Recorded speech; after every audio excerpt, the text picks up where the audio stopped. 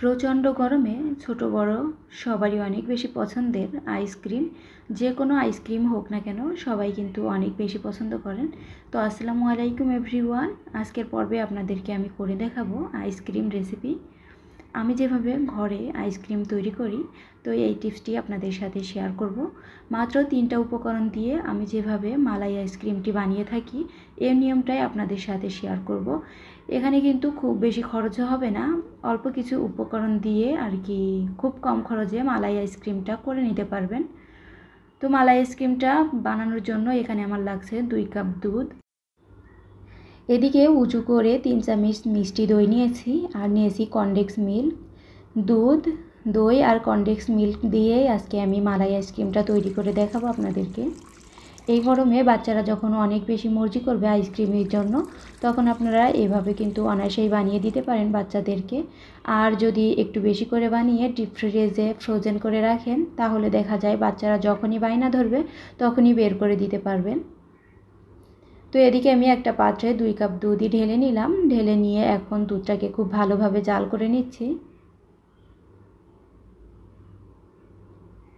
অল্প খরচে কিভাবে আইসক্রিম বানাবেন এই টিপসটি কিন্তু আপনাদের সাথে শেয়ার করছি। এখানে খুব বেশি খরচ হবে না, অল্প খরচেই কিন্তু আপনারা আইসক্রিমটা করে নিতে পারবেন। এভাবে আইসক্রিম করলে আপনারা দোকানের স্বাদ পাবেন সেম। চাইলে ট্রাই করে দেখতে পারেন। তো দুধটাকে আমি একটু সময় নিয়ে জাল করে নিচ্ছি, এতে করে দুধটা একটু গাঢ় হবে। দুধটা খুব সুন্দর করে জাল করে নেওয়ার পর এদিকে আমি 2টা এলাচ দিয়ে নিলাম। আমার কাছে এলাচের ফ্লেভারটা অনেক বেশি ভালো লাগে, তো এই জন্য আমি এলাচটা দিয়ে নিলাম। আপনারা চাইলে স্কিপ করে যেতে পারেন। অনেকের আছে এলাচের ফ্লেভার ভালো লাগে না, তো আমার কাছে অনেক বেশি ভালো লাগে, এই জন্য আমি অনেক রেসিপিতেই আর কি এলাচটা ব্যবহার করি। তো এলাচটা দিয়েও কিন্তু আমি খুব সুন্দর করে আর কি একটু নেড়ে চেড়ে নিলাম। এখন আমি এখানে দিয়ে নেব কনডেন্স মিল্ক। এটা আপনারা অবশ্যই পরিমাণটা বুঝে শুনে দিবেন, অনেক বেশি দিলে কিন্তু মিষ্টির পরিমাণটা অনেক বেশি হয়ে যাবে।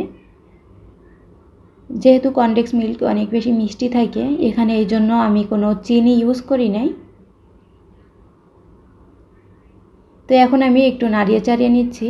এটা কিছুটা সময় নেড়ে চেড়ে নিলে দুধের সাথে মিশে যাবে। এই পর্যায়ে চুলার জালটা আমি মিডিয়ামে রেখে জাল করে নিচ্ছি। আর কিছুটা সময় পর পর নেড়ে চেড়ে দিচ্ছি, না হলে তলানিতে লেগে যাবে, আর লেগে গেলে কিন্তু একদমই ফ্লেভারটা নষ্ট হয়ে যাবে। বেশ কিছুটা সময় আমি জাল করে নিচ্ছি।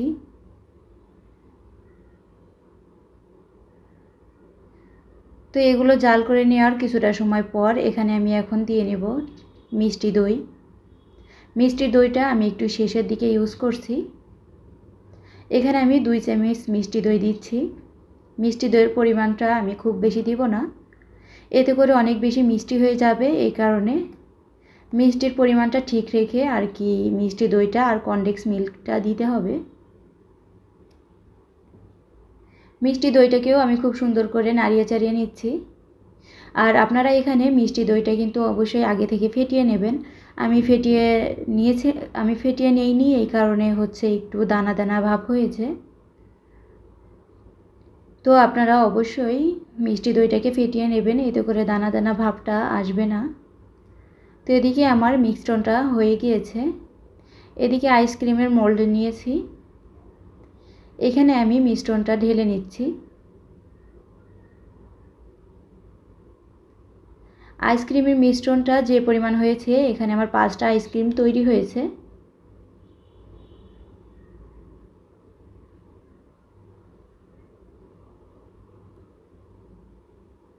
তো সবগুলোর মধ্যেই আর কি আমি ঢেলে নিচ্ছি। আপনারা চাইলে বক্স পেতেও কিন্তু এভাবে রাখতে পারেন, বাচ্চারা যখনই বায়না ধরবে তখনই বাচ্চাদেরকে বের করে দিতে পারবেন।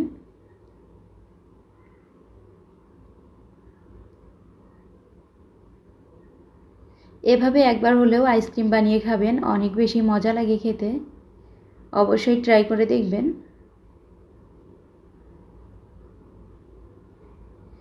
এখন আমি আইসক্রিমের এই মোল্ড রেখে দেব 12 ঘন্টার জন্য ডিপ ফ্রিজে। 12 ঘন্টার জন্য ডিপ ফ্রিজে রেখে দিলে কিন্তু এটা খুব ভালোভাবে জমাট বেঁধে যাবে। তো 12 ঘন্টা পর ফিরে আসছি।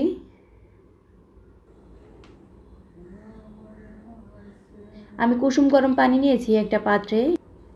এখানে আমি ভিজিয়ে রাখবো 5 থেকে 6 মিনিট। খুব বেশি সময় ভিজিয়ে রাখা যাবে না, এতে করে কিন্তু আইসক্রিমটা গলে যাবে। তো কিছুটা সময় পর আমি আইসক্রিমটা বের করে নিচ্ছি। আইসক্রিমটা কিন্তু অনেক বেশি স্বাদ হয়েছিল, আপনারা চাইলে এভাবে ট্রাই করে দেখতে পারেন।